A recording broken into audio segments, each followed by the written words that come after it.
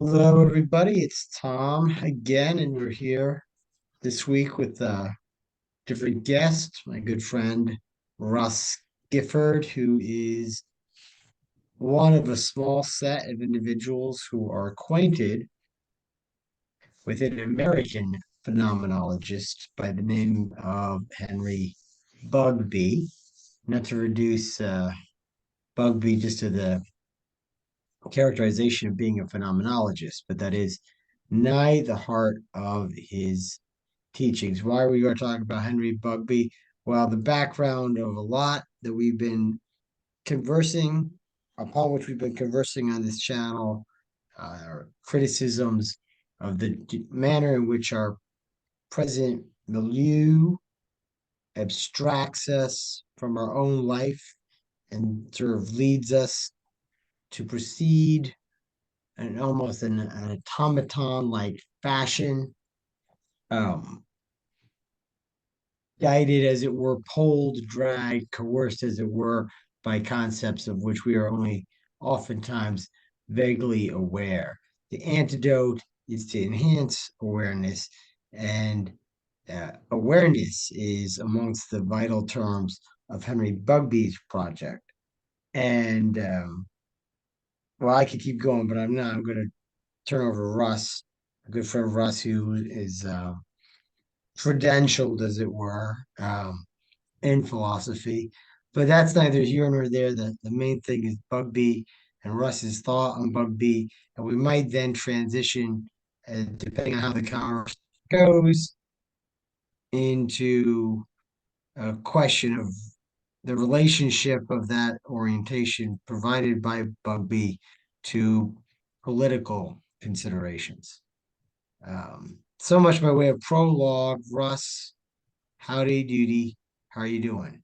Tom, I'm doing very well. This conversation's been in the the the head for a long time, or on the head. We've been trying to get it together, so I'm happy that we finally have.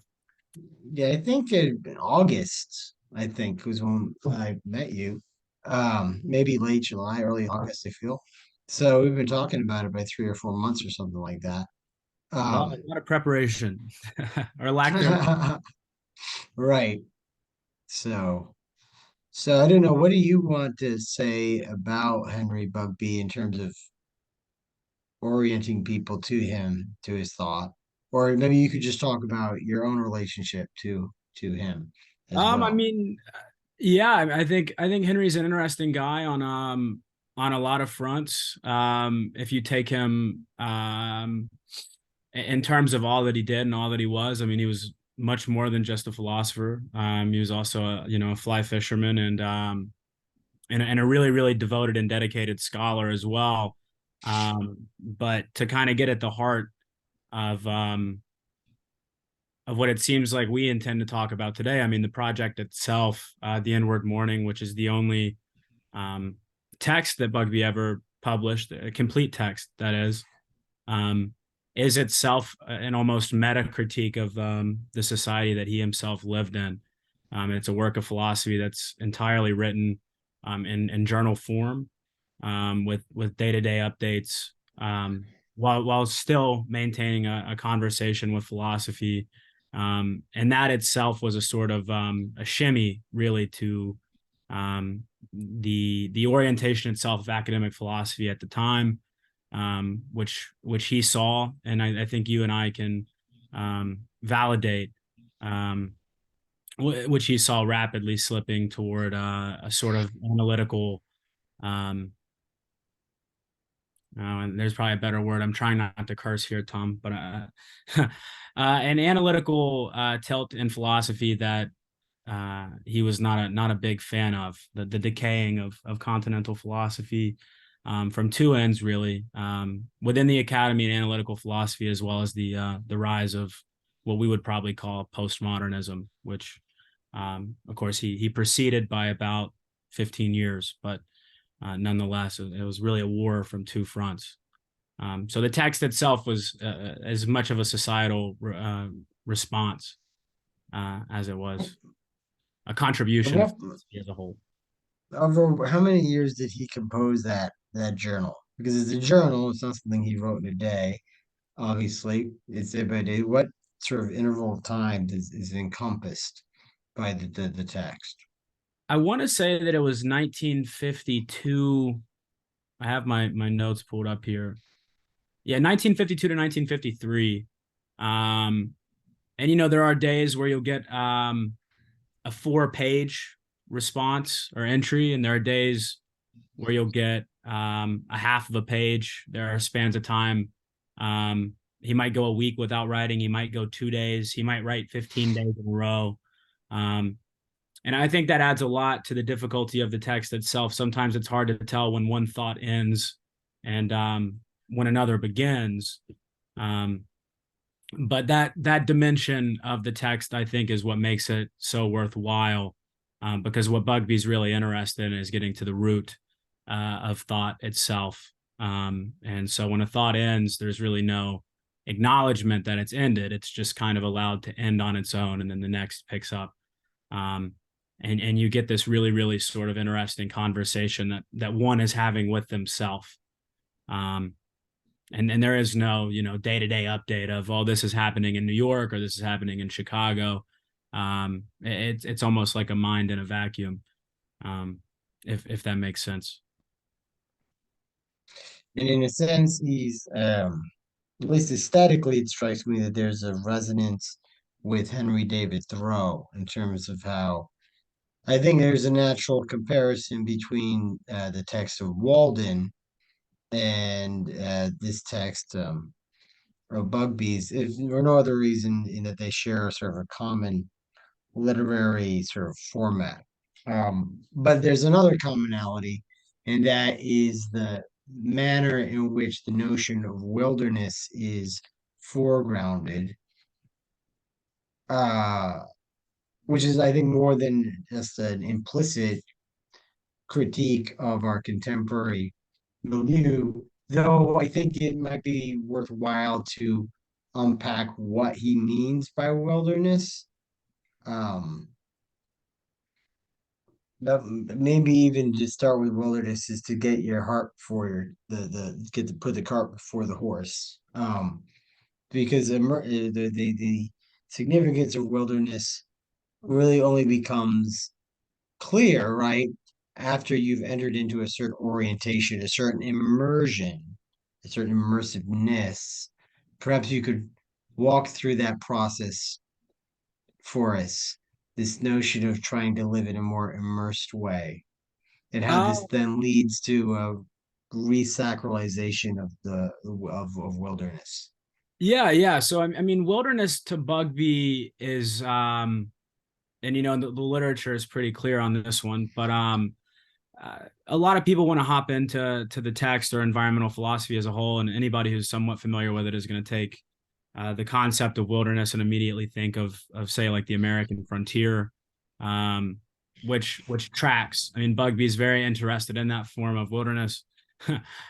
There's a nature preserve in Montana named after him, for instance. But wilderness is really something akin to, I mean, quite literally, it's just reality as a whole. It's this very, very chaotic, um, undetermined, unbounded sort of thing, with just an immense amount of things happening all at once that humans are constantly trying to make sense of.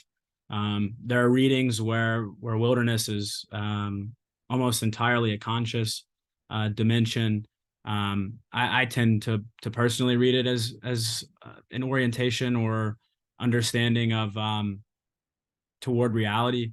And the goal of immersion then would be um, to shed habits that take that reality and then package it into something understandable. So you read the thesis, but I'll call it pre-linguistic, oftentimes, or pre-dialectic, to almost get to an understanding of reality that isn't even necessarily really an understanding because it's prior to language itself. So, Bugbee will say that truth is something felt in the bones, for instance, and uh, I think that rings really true. I mean, there's no language that needs to be involved for something that you know in your bones. It's more intuitive, if you will. It's just something that you can act confidently on, or you can act with faith on. So the goal of immersion then is to deliver us back to wilderness as something that is chaotic, and not to run away from it. Um, and I know that sounds very, very confusing, but um, to return to the dawn of things themselves, just to get back to the thing, which exists very, very far removed from language. In a way, is it not a sort of reconstellation? It's sort of another sort of take, maybe on Edmund Husserl's notion of the epoche or the bracketing. Absolutely, Um, absolutely. But I will say, bracketing, importantly though, Bugbee didn't speak German, and so there's a lot of disagreement about how influenced he could have been from the German side of things. So a lot of Bugbee's philosophical influence comes from French philosophy. I think we've talked about this before, but namely Gabriel right. Marcel. Um, but it is very reminiscent of Husserl. Yes. Marcel, and also maybe to a lesser degree, well, not to a lesser degree, but maybe the point of contact besides for Marcel is also Merleau-Ponty, who is very much a devotee of Husserl. But it really is almost immaterial. What happens is that there's a certain um, common yearning or striving with these thinkers to reground our being uh, in experience. Because what had happened with the rise of modernity is a kind of, they get inflate into abstraction and a sort of assertion that certain concepts, certain mechanical or accounts of nature or of greater primacy than the report, the relay of our common life, and consequently, a certain alienation follows upon that development. There's an effort to sort of remedy that alienation by returning to our subjective experience as the clearing, if you like, the wax Heideggerian, within which truth discloses itself. And since these individuals are all sort of striving in that direction, there's going to be commonalities in the structures they unveil, even if they're not in uh, direct conversation with each other. Um, I think it's crucial to get back to to Bugbee to intone that wilderness is not to be conflated with a particular ecosystem or a preserve or the Amazon or something like that. It's more primordial. It has to do with our relationship with nature itself as wild, right? The world is encountered in its raw, sort of untamed otherness. Um, it's not to mean that this is a completely hostile encounter, but it is an encounter which reverberates this in a discomforting way for the contemporary individual who tends to be more or less immured within very constructed within it heavily constructed environs. Um, uh, I suppose that tracks, right? I don't know if you want to build on that. Yeah. Yeah. No, it does. And I mean, if this conversation is successful on any front, hopefully it's to get people to read the book. To be quite honest, I mean, it's an incredibly influential text to me personally, and it's important that I think primordial is a very accurate or apt word, because if we do get back to thinking about the way that the word nature exists in nomenclature, we generally tend to think of it as primordial anyway, right? So when we take wilderness to mean that form, as in the woods, or uh, past the picket fence, or whatever you want to call it, on off the back road or the beaten path, that will appear in the text more as a motif, um, to kind of prod at the primordial nature of what he actually means, which is wilderness, as reality without actual fixed points, or reality without reasons, which will reappear in various ways throughout the text anyway, when we get back to things like justifying our actions, or justifying our choices. What Bugbee is really, really trying to do is to rid the reader of this desire or urge, to conceptualize of things in terms of fixed points, or them having a fixed nature. Um, so yeah, no, I think that's a very apt way to summarize it, Tom. So um, I still feel that so far we've just been speaking in a way which uh, I don't know if we're leading the audience effectively into Bugbee and his relevance. I mean, there's a kind of, so when we were the word immersiveness, I think that word is probably suitable for eliciting the impression of the need to be present to the moment, but that sort of leaves us in the same vicinity as well, it has a very Eastern feel to it, but what it sort of leaves out is, I think, the manner in which Bugbee connects this immersion to how we access the category of truth. He would probably even bridle at that phrasing, category of truth, as if the truth was something that could be so um, sequestered.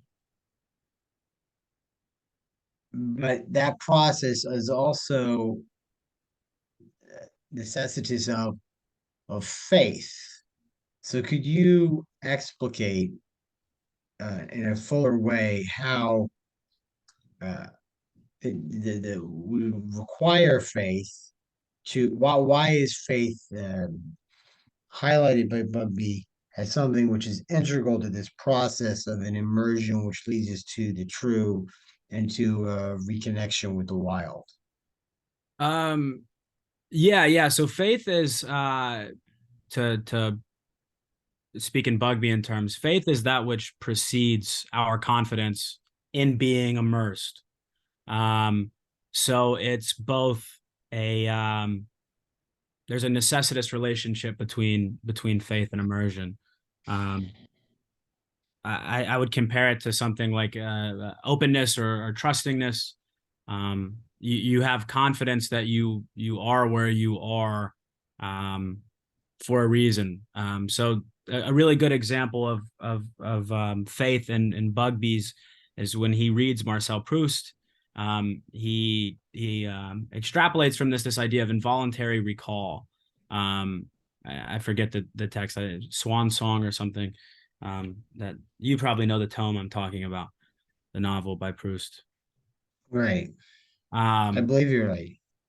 yeah. And so this idea is There's that, also remembrance of the past, yeah, but I precisely. mean, And so when we are when there's involuntary recall, or when something arises to the memory, when we're reminded of something, it's not willed, right? There's no conscientious choice behind why that thing arises. We are entirely dependent upon the world around us to kind of prompt that into happening, and we can run from that, or we can have faith that it has happened for a reason. Now, namely, that reason is going to be, it's going to reveal some level of significance behind it to us that we might not have been aware of. So grief, or longing, are excellent emotions to look at specifically that concept, right? If you've lost someone or you're longing for someone, and maybe you didn't think that you would, um, then that those very emotions themselves are revealing to you the significance of that person. So when you pair that with something like immersion, you have to have the same level of confidence or openness toward what immersion is going to reveal to you, to the sort of values that would naturally develop out of it. You're going to be much more acutely aware of those sorts of things if you are getting down to the things themselves instead of thinking of them in the more linguistic framework that you've been taught to think of them.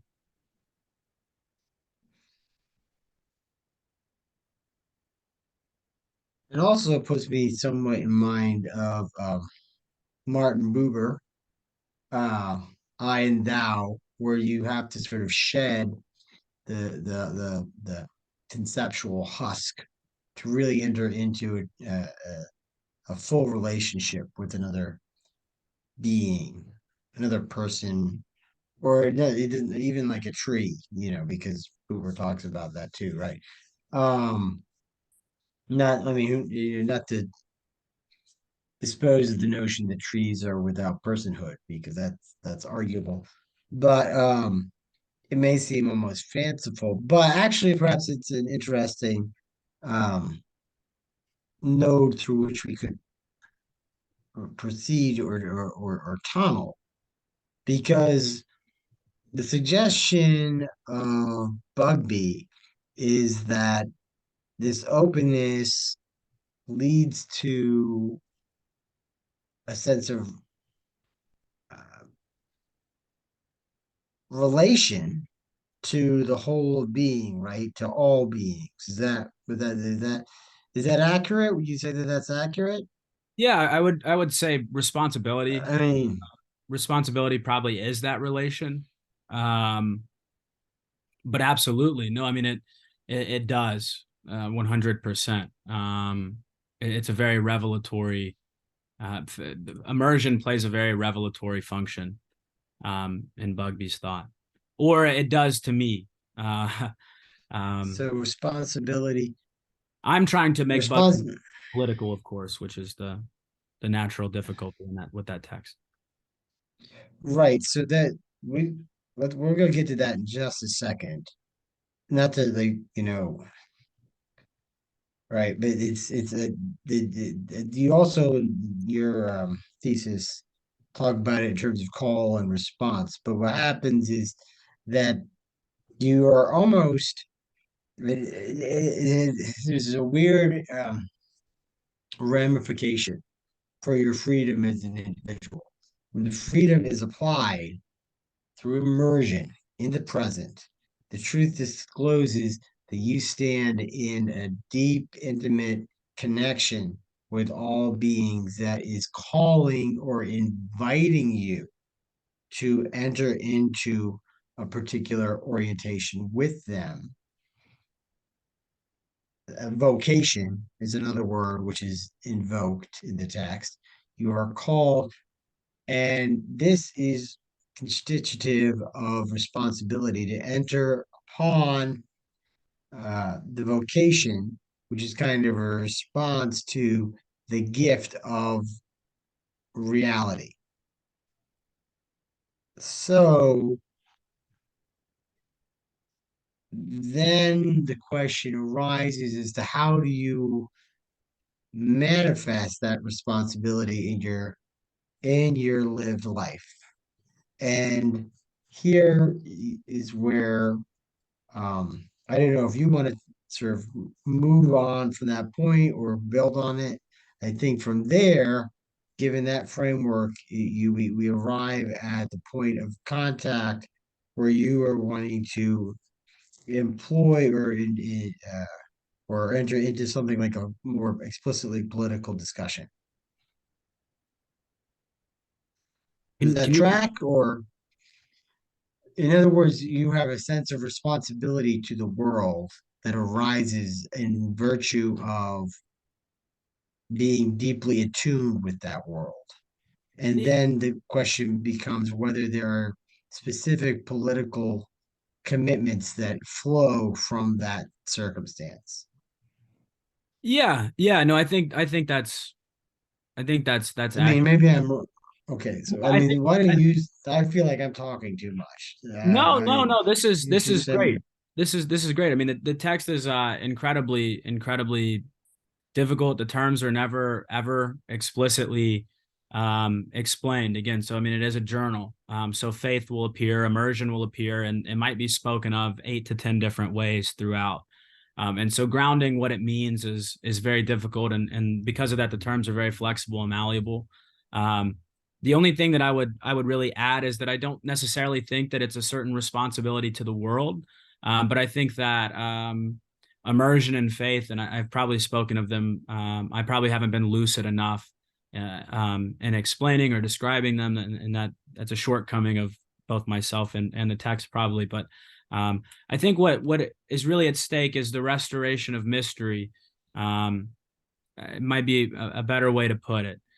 So like, I've spoken of like linguistics and language and all this, but to think of the world, to step away from it for a moment and try not to think of it in scientific terms or in categorical terms, to not place boxes and arrows on the parts of a plant to describe it or to name it or to label it. So to really restore mystery and thus wonder back to the world, which invokes a sense of responsibility, not necessarily to the world, but to the thing in which you are immediately relating yourself to, is what I think is how I would summarize Bugbee.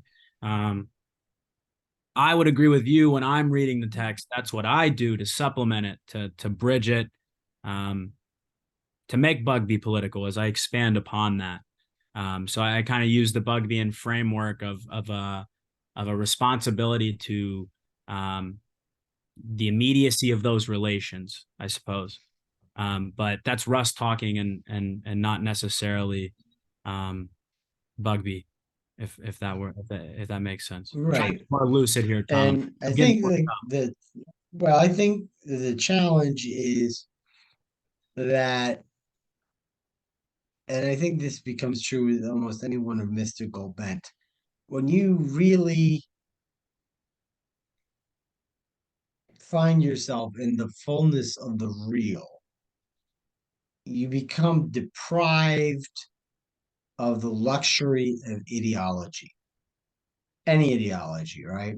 Because as soon as you adopt a specific sort of commitment that even smells of the ideological, it seems that you have departed from a state of immersion. Now you're working within an explanatory framework, which is being deployed to recommend certain courses of action, certain tactics and strategies to realize a specific constellation of ends, and generally in a manner which is antagonistic to certain other human interests. All of a sudden, you're in a very different space subjectively. And it seems almost a kind of adulteration of what is being articulated by by Bugbee. This is what I think you mean when you talk about how the text is resistant to politicization. And honestly, I think that that is ultimately, and I imagine you agree with me, but maybe not, ultimately positive that the text is resistant to being politicized, because the degenerate nature of political discourse in our culture is such that even to draw close to that arena is to sort of tempt you into rather dangerous backwaters. Oh, absolutely. Yeah, no, I would wholeheartely agree with that. I do think that it's you really have to excavate a politics out of Bugbee, which was the task at hand. It is a difficult one. Um, I think what you try and do in the text, and I don't know, is you. I think you try to use the categories of the ethical and the moral.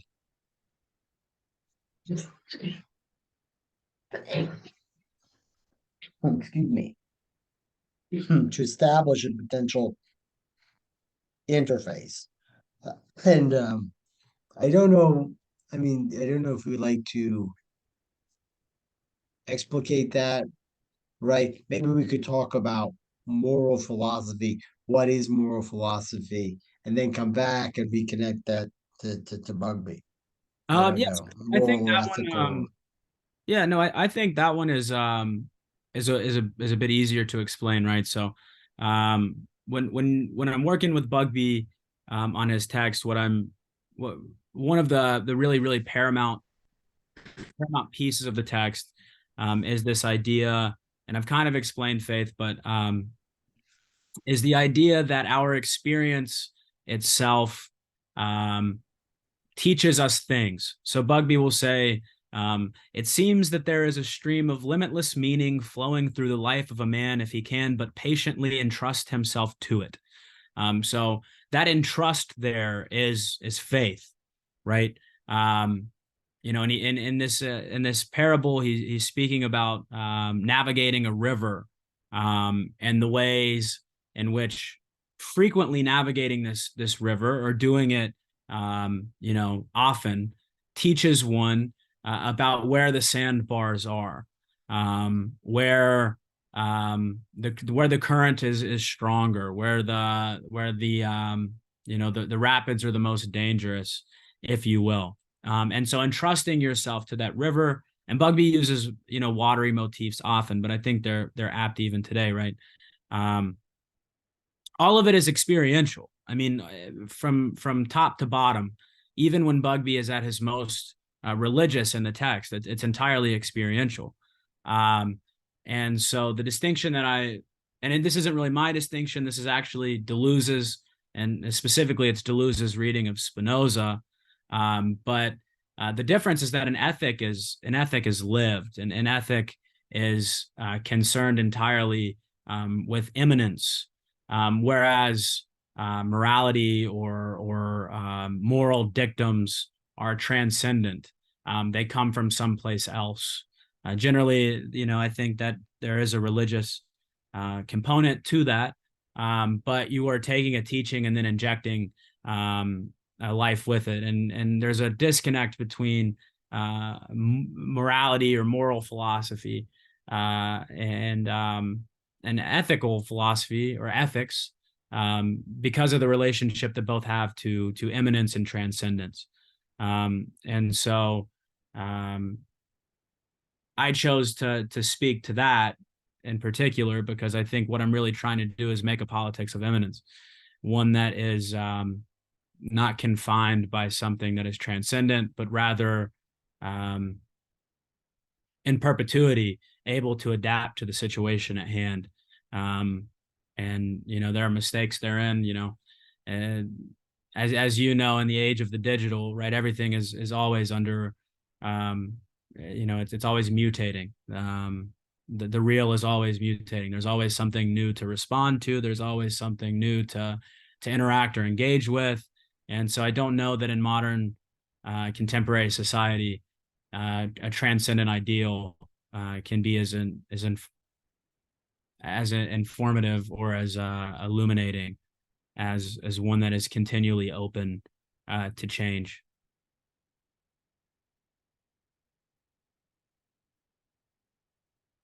You're muted. What strikes me about that distinction is that it's cleaving fit two terms, though, which I think are almost inextricable, namely the immanent and the transcendent. It seems that if you truncate reality, if you come to it from an orientation of mere immanence, you're left with a rather moribund state of affairs. Uh, and I don't mean this technically, like you can, I don't mean this in terms of the logical uh, entailment of one to the other, though perhaps this abides in the background. But experientially, it's hard for me to see reality in merely immanent terms. It seems that something like the transcendent is there, looming in even the most prosaic of encounters, right? Yeah, yeah, yeah. So I want to ask: is it possible, maybe instead of saying transcendent, but a kind of ersatz transcendence? Because if you're being merely moral, you're taking yourself out of lived experience. You're, you know, working for the answer key, as it were. But this seems, in its own way, very lifeless because and that's why I want to say it's an ersatz or false transcendence. Um, and then so, uh, and this I think connects to ranges that we were mentioning earlier around the mere ideological, because the ideological seems to be almost almost inextricably wedded to this condition where you are assuming a set of dicta, orientations, or frames as your guideposts, um, non-negotiably, and Precisely. it's and if you do that, then you're no longer in your own life. You have to be open, right? Openness is the bottom line. And what's terrifying about the openness is that it deprives you of conclusion. However, isn't also the case that within Bugbee, there's this additional notion of resolve, I think, through the notion of justification, um, that is sort of the response to the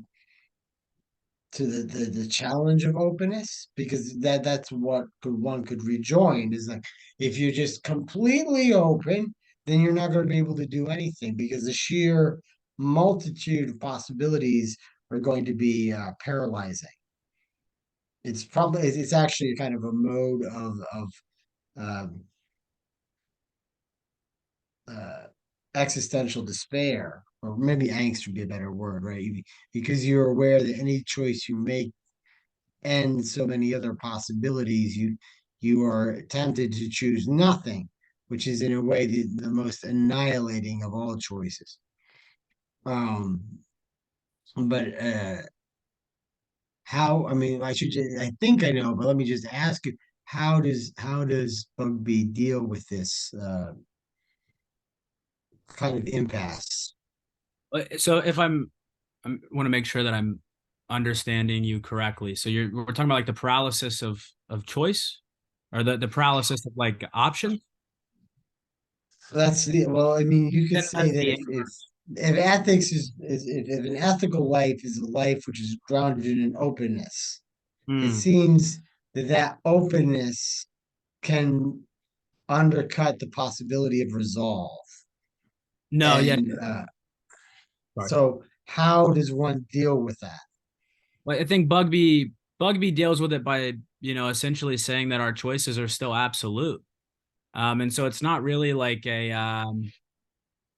pie in the sky sort of absurdism, or relativism, um, just because we don't have, um, some tablet that has, steps of what is good and evil. And really, this is what Deleuze is hinting at. The morality is concerned with good and evil, and ethics is concerned with good and bad. Um, and Bugbee is going to go back and he'll write that once we've done something, we've done it. Like we've acted in faith toward the thing. We've done it, and to go back and say, "Well, I must have made a mistake," is to draw everything that you've ever done into question, which is absurd. Um, and so I don't necessarily think that there is at least as pertains to the distinction. I don't really think that there's a paralysis of options. Um, I think rather that what Bugbee would really want to say on something like that is that we'll intuitively know the good and the bad in that situation if we are immersed and if we are acting and faithfully, if we are responding to the call and we're responding with that sort of truth that we know in our bones. Now, I mean, there are obviously so many factors at play in that sort of thing that would have to be unpacked. And it would be really, really easy to bully that kind of thought into a corner. Um, but if you're taking your interlocutor on good faith, um, in a moral or ethical conundrum, um, they are committed to the act that they've done. There might be a paralysis of options on, those ethical puzzles, the trolley problem, for instance, or something. But once you've done it, you've done it. Um, that's that. It's gone. And once you've done it, it's not necessarily even imminent anymore. I mean, if you think about it long and hard, it itself is almost transcended into the past, into the channels of memory. Um, but I think what I'm trying to get at with that distinction specifically is that the relationship between ethics or the good and bad versus good and evil as frameworks for thought is that um, removing myself from the concept of evil or even holy allows me to really, really concern myself with immanence, um, with the everydayness of my actions more broadly. Yes, I'm just trying to think how to sort of maybe you can just talk about how you attempt to connect this to your own political concerns. With my own political concerns. Well, again, you're trying to excavate a politics, or maybe Yeah. not excavate, but you're trying to find a politics that are consonant with what you have received from Bugbee. And um, in the process of doing that, one category that comes up is this category of sacrifice. I don't know if you want to talk about that, or do you just want to talk in a more general way about, again, trying to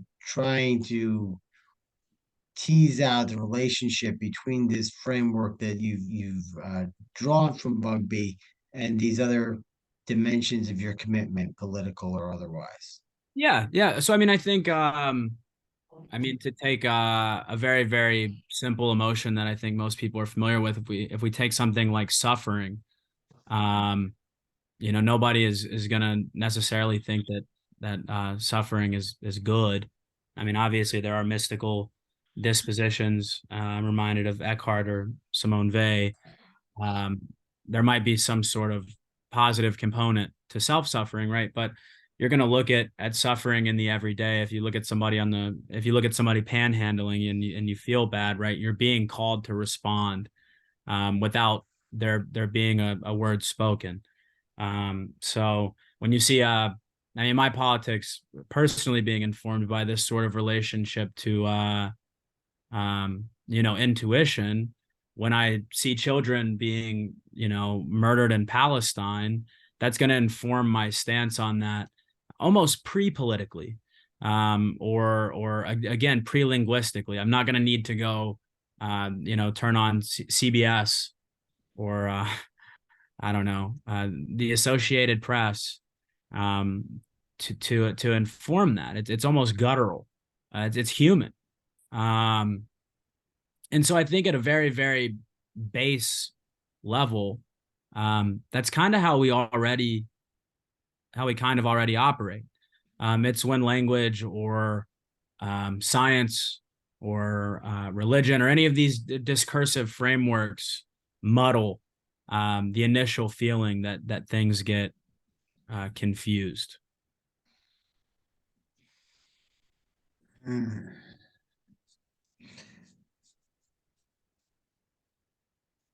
Not that it can't also deepen or richen our understanding of a situation. I mean, I don't want to. I'm not going to say that. Obviously, having things Mm. like context are very important, but um, there's a almost a wall in front of the immediate response where it's filtered through discourse. Um, and then it's prepackaged for us already. And this is where things like ideology come into play. Um, So what you really almost sound like you're trying to do in another way is recapture the notion of authenticity.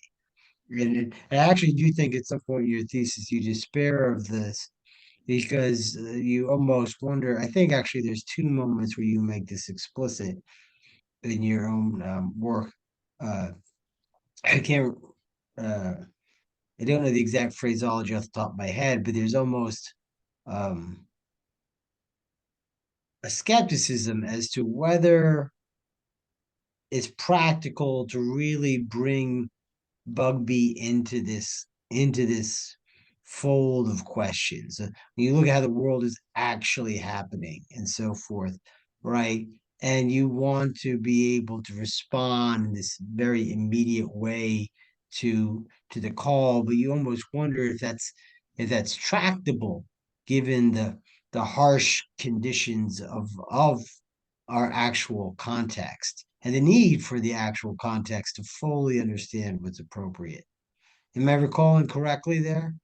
yeah, no, absolutely. I really am trying to take a mode of thinking that isn't the most amenable to our current political situation, um, to help make sense of almost myself as well. Because I think it, especially in the digital, which I know something both you and I are very concerned with. I Yes. know that it's necessarily possible to get back to Bugbee's understanding of wilderness, and I think Bugbee was aware that even in the 1950s, he was rapidly losing sight of it. Um, and I mean, sometimes you have to wonder if that project has been complete. Not our project, but I'm hesitant to say their project, but I mean, really, it is theirs. It's somebody else's. It's not ours, right? These aren't technologies that you and I or mass society are really invested in. Um, so, um, yeah, I mean, authenticity is something that I'm not too keen on, either invoking or really placing much of a stock behind. That's another thing that I'm skeptical of today. I think authenticity is it is what we do. Um, in faith. I think faith and authenticity are almost concomitant, but um, yeah, I don't know if there's much room for that anymore either. Um, Well, the what do you despair mean is by that? definitely. Yeah, you look at how much of what we already do that is being filtered through um the things that we're continually forced to consume, which are and you and I are lucky to exist in an intellectual ecosystem that favors a sort of integrity and openness and willingness to communicate outside ideas, right? But that's not really the norm. I think when you think of a contemporary dilemma, you generally find that there's side A and side B. And then maybe there's someone who's neutral or somebody who's radically independent, and they just kind of mend the two together. I think of like the Libertarian Party saying like, gay couples should defend their pot plants with AR-15s. That's one of the funniest political slogans. And it's a pairing. And so those ideological frameworks, they take reality, and they allow one to respond to it almost with the illusion or guise of prediscursive of a prediscursive action. You think that you're being authentic, but I mean, you are the product of all of these other webs of influence. And so I do wonder if one can truly stand on their own 2 feet, or whether or not one has ever been able to do that. I mean, these technologies of power aren't new. by any stretch of the imagination. No, I think I'm more sanguine than you in that regard. Though we share, well, in my case, I'm actively hostile Yes. to the digital universe. Um, that being said, I I hold out that our experience, our encounter of the world, is at one level. There is there is an inextinguishable wilderness at its heart, and it may well be um, concealed by layers of uh, conditioning and distraction and stimuli, but I still think it's inextricable. I think that there is an aspect of the real that cannot be overcome through illusion. Yeah. And in virtue of that, in virtue of this, it's not just an impression. I'm speaking from how reality strikes me. Uh, there is always a possibility of dissenting from the position of the hegemon or the illusion or distraction or the matrix, if you like. We can always walk away from it. Now, I'm not saying it's easy. I'm not even saying that it's very subtle, but it's there, and I think it's elemental to human being. And this isn't really an argument; it's an assertion or a contention. If I was, Yeah. and I don't even know if it's something for which I could argue because my defense would essentially be a description, of my own experience, um, and and and the belief that the structures of power, consciously or unconsciously, ultimately are not responsible for my experience. They are not the ones who grew me in the womb. They are not the people who make a flower grow when you put a seed in the ground, right? They are not nature. Nature has a force and a power which unfolds, which is utterly beyond the designs and whims of those at the commanding heights of the system, um, or even just the system itself, right? Capital. Yeah.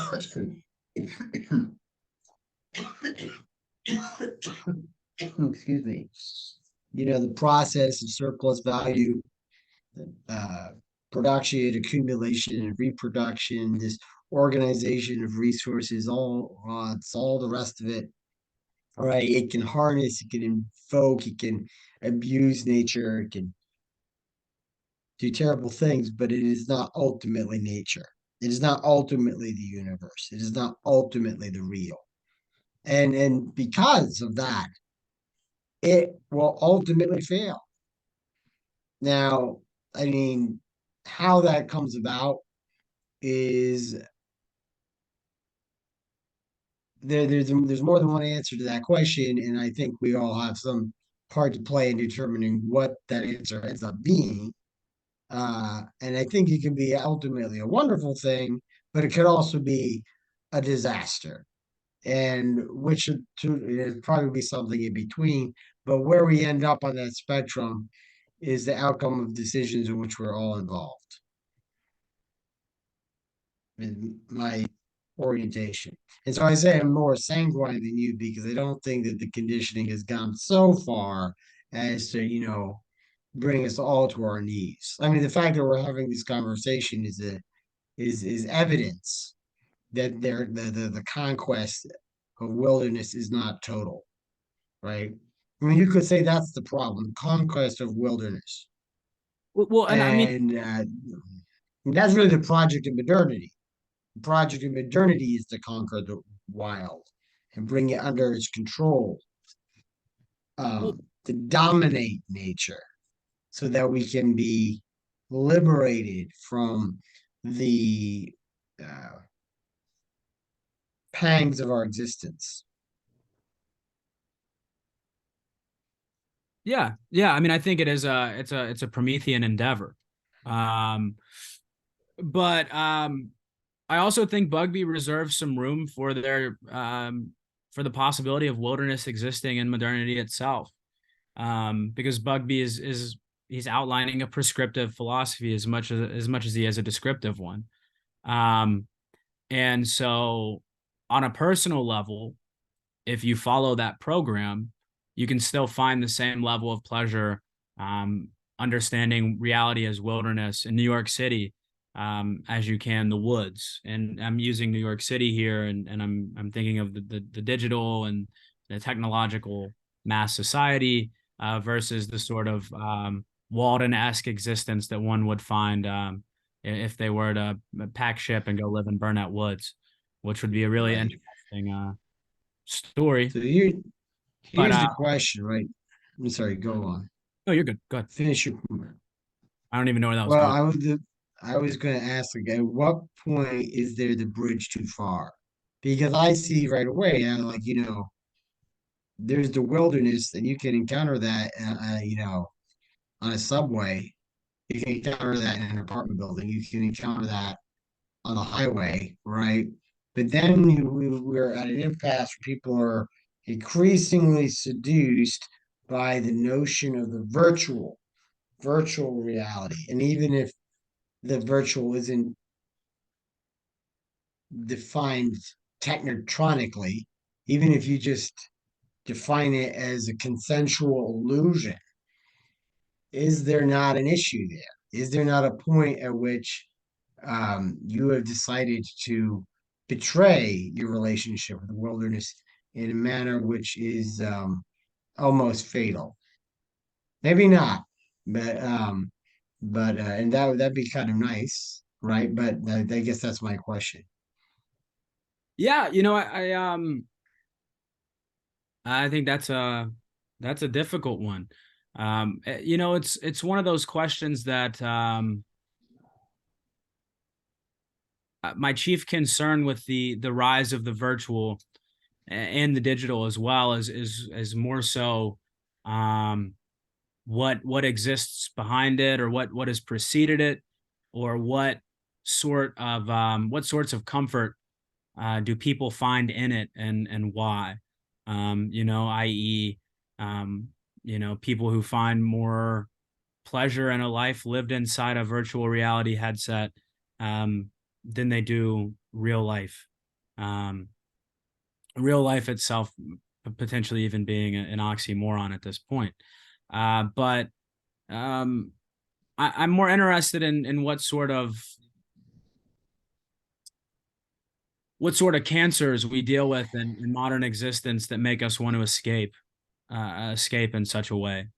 So um, I'd be interested in hearing your own answer to the question, but it insofar as when is enough enough, or when is too much too much, that's um, not necessarily a question that I personally have given a whole lot of time, simply because in my life as someone a little bit younger than you, I've gotten to see it. I haven't seen the big, massive, sudden, changes, the big, sudden technological advent that leads to the next, and so on and so forth. For me, in my life, it's been a very gradual process. It's a frog in a frying pan, right? And so it's very likely that people my age might never think that it's too much, and that might be a more cynical answer than you're hoping for from me. But I really do see it as a frog in the frying pan, and one that only gets worse because the temperature is a little bit hotter for me than it is somebody 10 years younger, right? Um, the advent of the iPad child, which I very well might have been one if I were born a decade later. But um, it's a really difficult thing, I think, for my generation specifically to think about. Well, uh, I mean, the question then is to like what drives us to these addictive distractions. It's perhaps the more interesting question in any event. Um, I think that there is a deep awareness, generally inarticulate, on the part of the vast majority of the individuals who inhabit this society, this civilization, that it is morally, ethically, using those terms, both those terms advisedly, uh, rotten at its core. That it is structured in a way that compels us to be indecent towards one another. And we are all confronted through the exigency of a job, so to speak, that we have to sort of earn a living. We have to eat, right? These sort of very basic primal necessities are invoked by that system to compel our participation in it, and none of us actually want to participate in it on a deep level here, right? And so this inarticulate intuition as to the deep inhumanity of where we are economically, culturally, politically is what I feel drives the movement toward distraction. Most of us simply don't want to confront the scandal which is contemporary civilization. That would be my, and I guess I would add to that there's an additional layer where just through rote conditioning, to some extent, our participation in these distractions has a kind of innocence in it because that's all there is. This is what it is. You go and you play games on your phone and watch football and whatever, right? Your It's in your friend's chess cup of puzzle. tea maybe, Chat. right? And that's just what people do. And I hate to say it, but it does seem that I don't think they're mutually exclusive, but in tandem with deep intuition as to what's morally wrong with our culture, ethically wrong with our culture, and a failure to confront that. There's just an incredible degree of thoughtlessness, just Mm-hmm. obliviousness. People just don't seem to want to or exercise their basic faculties, and and so there's a lot of oblivion to go around. Those two are related but distinct, and both can act on their own. So that would be my first blush reply to that query.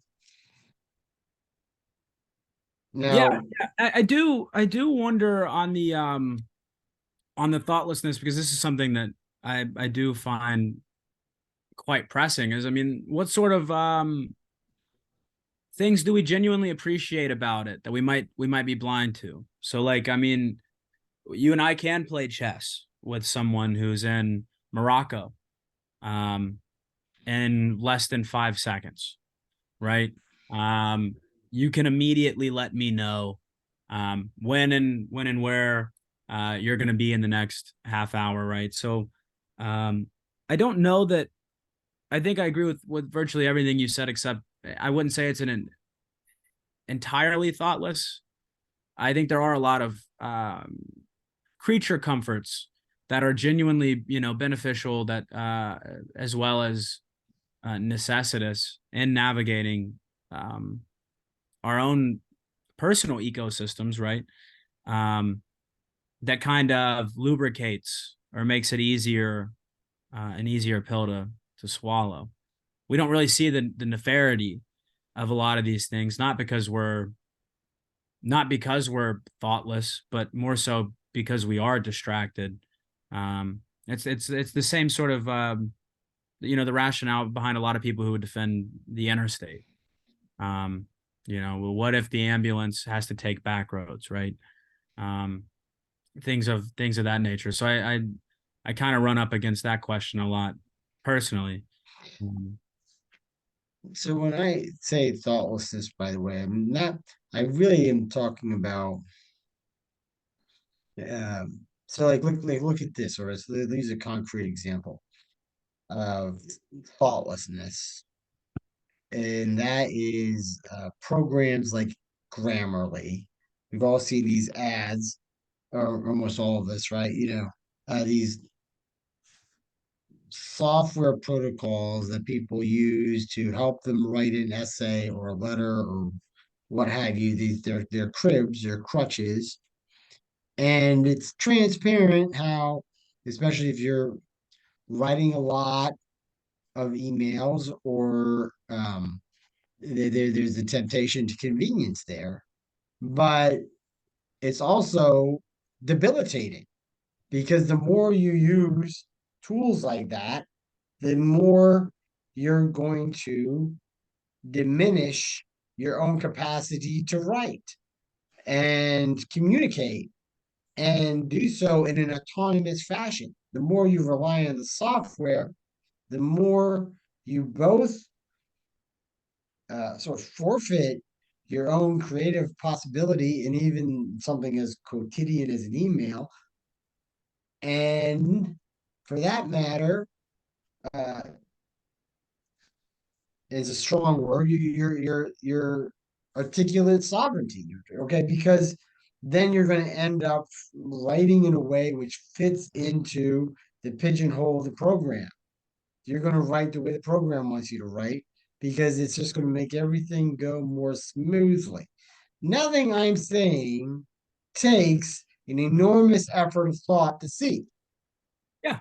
Nothing I'm so when you look at this deployment of so-called AI softwares and along so many avenues, and Gremlin is just one example, Chat GPT and so on and so forth.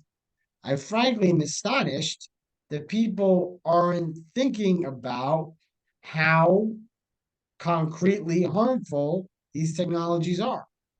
Yes, I grant that in certain contexts, they can produce a kind of convenience, but the convenience is so ephemeral that I remain slightly gobsmacked at the enthusiasm which is displayed toward them. Moreover, there's a kind of naive optimism that these sorts of technologies are going to be able to solve problems which are either straightforwardly insoluble, or if they are soluble, it's not going to be in terms of some formula you get from any machine. It's going to be from the forging of human relationship. And yet, what do? We go back to the technology. And what does the technology do? It undermines our relationship. It Precisely. increases our atomization. I But know how it works here.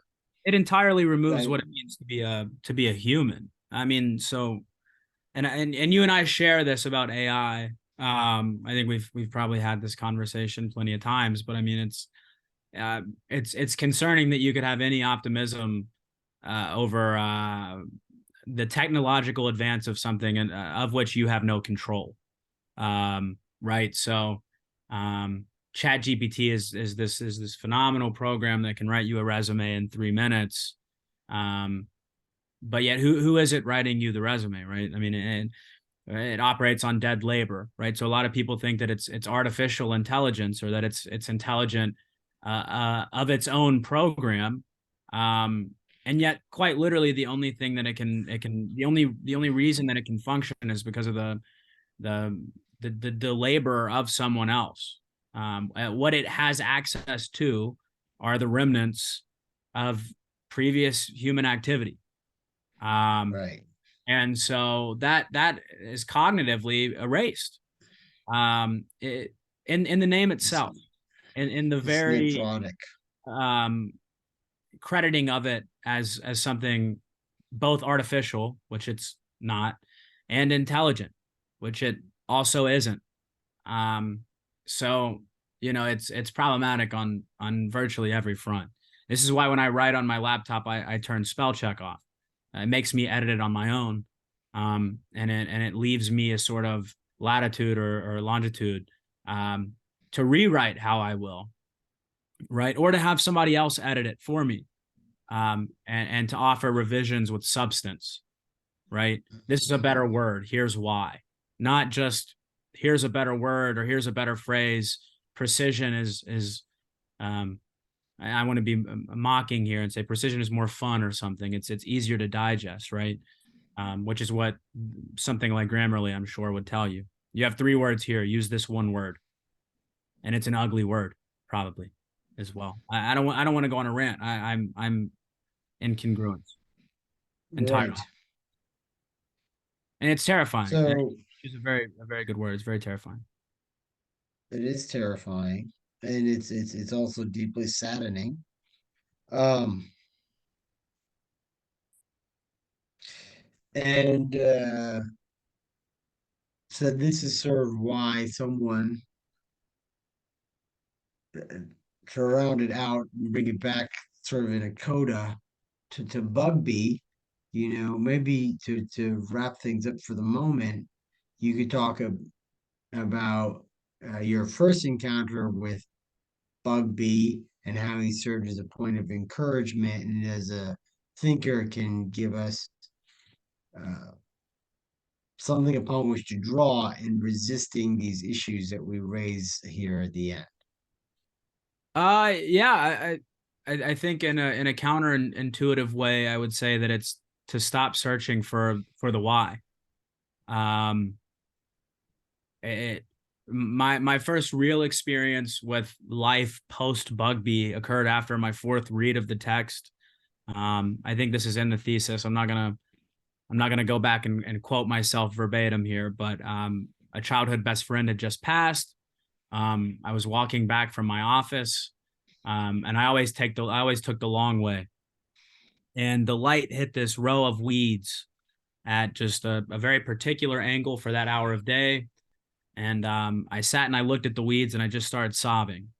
And it was a very inexplicable moment for me personally. It was like 3 p.m. and I'm sitting on my walk home and I'm crying and I have no real idea why. I mean, it'd be easy to say that, my friend had just died or whatever, but these weeds obviously played a role. And I didn't sit on that and think to myself, why did I do that? I didn't. I just allowed it to happen as a sort of um, meditative or non-cognitive um, response to the situation that I'd found myself in, and it was infinitely more comforting than if I'd went home and sat in my chair and journaled about it even. Um, and so, politically, when I'm frustrated or even enraged about something like, say, AI, um, I trust it. I trust it before I start thinking of the why am I mad? Why am I upset? I trust that response immediately. And I think therein lies the difficulty, um, as you mentioned earlier, of taking somebody like Bugbee and applying it to society at large. It's hard to say, well, you trust it when we live in a world where the majority of people seem to trust AI for one reason or another. Um, because my immediate reaction to that is they're wrong, right? As is yours. Um, and then you just get into this ad infinitum loop of who trusts who's trusting what is right. And so there are a ton of difficulties, but um, I think with confidence, I would say that my first real encounter with the application of Bugbee to my own life occurred shortly after the loss of my friend, and then following that, my grandfather as well, as a sort of comfort and involuntary recall, and allowing the things that arise to me to just happen, and therein to understand the universally significant or the meaningful in my own life, um, as something that I don't really have to think about. Friendship comes to mind too, and I think I've told you this before as well. Our friendship is an odd one. um, meeting somebody at a coffee house who's just reading an article and then it prompting what is a wonderful friendship and something I'm very grateful for isn't something that I'm going to be benefited by sitting down and thinking about and searching for a why. Um, right? Like it's an Right. appreciated relation simply because it is. It's a beautiful one simply because it is. And so um, that informs virtually all of my relationships now. Um, and the whole know it in your bones thing makes a whole lot more sense. Um, it really does. The value of intuition really, really does. I think there's a lot of work that goes into um, getting to a point where you can act intuitively and not emotively. There's a big difference between those two things, and that can be unpacked later. But um, yeah, yeah, I'm not gonna go Well, on and thank on. you for your kind words there, Russ. And right back at you, sir. It's like, that's the thing, is the suchness of it, I think, is a phrase I hear. The Zen people talk about, there's just a suchness. It's like, that's it. There's a certain way it is. And just trust. So, To on the which limit note, I of think we'll experience. wrap it up for the moment. So, what were you going to say? I was just saying you got to trust yourself to the limitless flow of experience. There's a surge or flow of eternal meaning if only you entrust yourself to it. There it is. There it is. All righty. Well, thank you, Russ. And I might see you in a while. Yeah, I was gonna say, or you could just But end the recording. We can so still yeah, I'm chat. about to end it. Here, let me. So I'll go ahead and knock that off here. And thank you everybody for listening. I think Russ and I are going to discuss some logistics after the fact. Nothing too exciting, but um, I'll catch you all on the flip side. Ciao for now.